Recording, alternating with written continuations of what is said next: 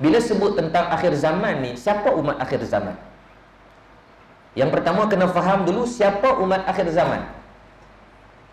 Maka para ulama membahaskan ta'rif ataupun taklif, tanggungjawab akhir zaman itu bilakah permulaannya. Maka disebut permulaan daripada terma umat akhir zaman itu digelar ataupun dimulakan. Kickstartnya adalah pada malam pertabalan Rasulullah sallallahu alaihi wasallam ditabal menjadi rasul. 13 tahun sebelum peristiwa hijrah di Gua Hira, Nabi menerima wahyu yang pertama, perlantikan sebagai rasul. Dulunya sebelum tu Nabi sebagai nabi sahaja. Tugas Nabi tidak wajib menyampaikan Islam. Maksudnya Nabi mengamalkan Islam itu hanya dalam diri sebelum daripada umur 40 tahun. Tetapi setelah mana Allah Subhanahu wa taala menurunkan surah Al-Alaq yang kita dah baca, Iqra bismi rabbikal ladzi khalaq tu, maka barulah Nabi sallallahu alaihi wasallam ditaklifkan, dipertanggungjawabkan untuk menyebarkan Islam. Maka para ulama menyebut permulaan kepada umat akhir zaman itu mula dinilai adalah pada malam Nabi sallallahu alaihi wasallam menjadi rasul.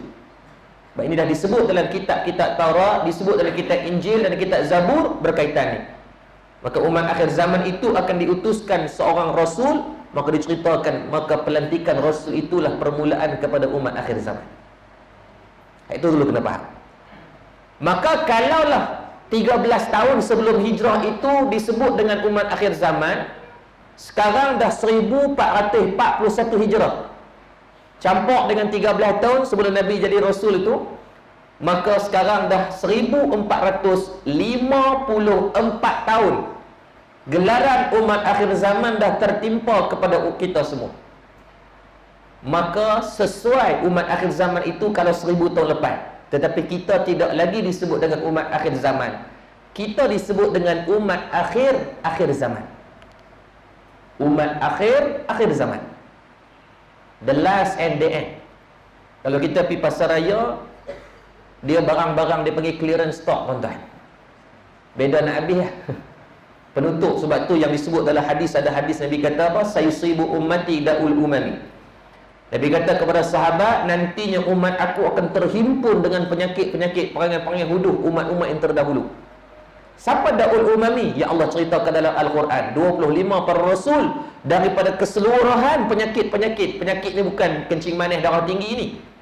Ni penyakit hati, hasad, dengki, tamak, halabah dan sebagainya. Penyakit-penyakit ni Allah akan compilekan sekali kepada umat akhir zaman, kata Nabi SAW.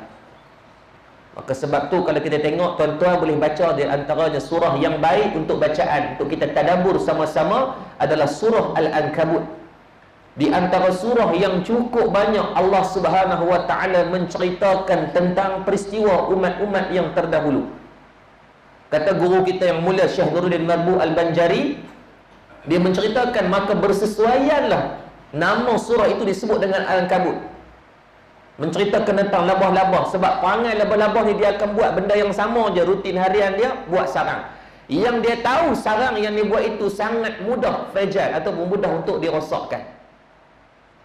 Rosak macam mana pun dia buat benda sama. Maka sama dengan manusia, dia tahu dunia yang kita duduk pulut, berkelih, hang aku, bunuh dan sebagainya ni, dunia kita akan tinggalkan. Sama ada tuan-tuan mau ataupun tak mau, kita kena tinggalkan. Tapi ada orang yang pulun genggam ni macam sama tak mati tu. Dia terlupa ramai mana jutawan-jutawan. Steve Jobs mati, duit ada berpuluh bilion. Di antara syarikat kedua di dunia yang mencecah nilai trilion yang pertama, Amazon, Apple. Dua syarikat ni baru cecah nilai trilion. Yang lain belum lagi. Maka sebab tu ingat, gelaran umat akhir zaman dah tertimpa kepada kita dah 1454 tahun dah, tuan-tuan. Masya Allah. Dan para ulama menulis juga di antaranya, tidak ada zaman yang mencecah lebih daripada 1500 tahun. Tak ada. Pada zaman Nabi Adam AS dibuat kajian, tak ada pun lebih daripada 1500 tahun. Maka secara adat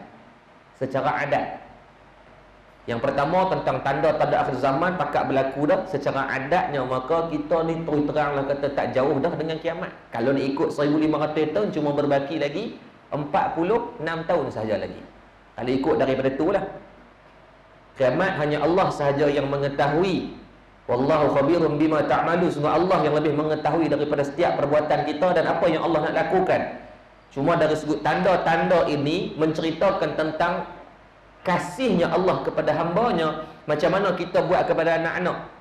Bila kita nak buat satu undang-undang dalam rumah, kita akan pesan dekat dia dulu, ni balik sebelum maghrib nak, ni balik sekolah makan nasi dulu nak, mandi dulu nak. Sebab apa kita pesan? Sebab tanda kita sayang kepada dia.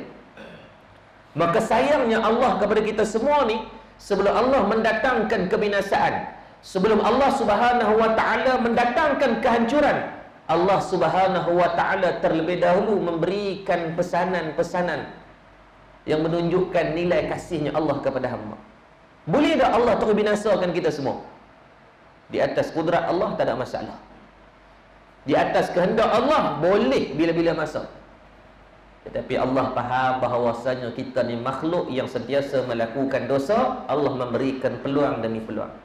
Tetapi jangan meremehkan benda apa yang kita buat.